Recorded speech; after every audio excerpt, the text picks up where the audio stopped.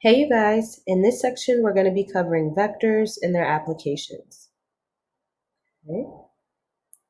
All right, so before we dive into vectors, we're going to have to go over some of the terminology first. Okay, so just like when we first learned about angles, we learned about different types of angles and the lingo that went along with that. We're going to do the same thing with vectors. Okay, so some of the basic terminology that we're going to look at. The first thing that we have is something called a scalar.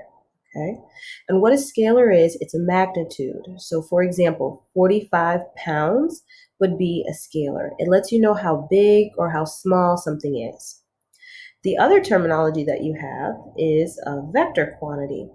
Okay, now a vector quantity is something that has a magnitude with a direction. So not only does it tell you how large or how small something is, it also tells you in which direction it's going. So an example of a vector quantity would be 50 miles per hour east. So not only do you know how fast you're going, which is the 50 miles per hour, but you also know in which direction you're going, which is east. Okay. All right, now when we're talking about vectors, there's a bunch of different ways that you could represent a vector, depending what you're looking at. If you're looking at another resource, they can be represented in boldface type or with an arrow over the letters, okay? So if you see capital letters that are boldface, if you see capital letters with a line on the top of them, all right, or an arrow, or you just see the name, vector such and such, okay? All of these are ways that you could represent a vector. So just be careful to the notation so that you know what the author is talking about. Okay. All right, some other terminology that we have, okay, when you are labeling or naming a vector, okay, the positions of the letters matters. So if you have the vector OP, okay, the first letter represents the initial point, okay? Remember, initial means where you begin or where you start, and the second letter represents the terminal point or where you end or where you stop, okay? So for example, the vector OP and the vector PO, they are not the same vectors, okay? They may have the same magnitude, but they are heading in opposite directions. So as you can see for vector OP, its initial point is O and its terminal point is P, whereas the vector PO, its initial point is P, but its terminal point is O. So you can see they have the same magnitude, they're the same size, but they're heading in different directions, so they are not the same, okay? All right, some other things they may ask you. They may ask you if two vectors are equal, okay? Vectors are equal if and only if they both have the same magnitude and direction. So not only are they the same size, but they have to be going in the same direction. So that's important. Both of those keys have to be true, okay? Some other things they may ask you to do is to sum two vectors. So remember, if you are summing, you are adding, and there's two ways that you can add vectors. The first way, you could place the initial point of B at the terminal point of A, and the vector with the same initial point as A and the same terminal point as B is the sum of A plus B. So that first example is denoted here in this picture. So what they're saying, if you have two vectors and you line them up from initial point to terminal point, such here for A and B, then their sum vector would be from the initial point of A to the terminal point of B, okay? Now, the second way that you can sum two vectors is you can use something called the parallelogram rule, and it says place the vectors so that their initial points coincide or touch or come together, and then complete the parallelogram as shown in the figure. So this would be the example of the second method you could use, okay?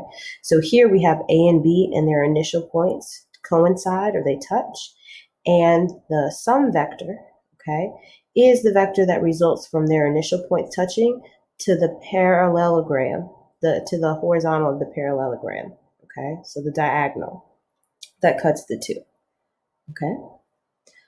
All right, let's look at some more terminology. So when you are dealing with vectors, it's important that you keep in mind that vectors are commutative, which means that the order in which you add them does not matter. So you could add A plus B or B plus A, and they will both give you the sum vector A plus B. And sometimes that sum vector is called the resultant, okay? Our next point, it says for every vector v, there is a vector negative v, such that when you add v plus negative v, it equals 0, which is a 0 vector, okay? And then the next thing that you have, it says the scalar product of a real number, which is a scalar, k, and a vector u is the vector k times u, which has the magnitude of k times the magnitude of u.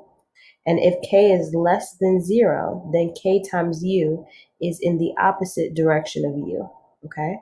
So what that tells us is what you guys can see here in these pictures, okay, is that you can take any vector and you can multiply it by a scalar, which is a real number.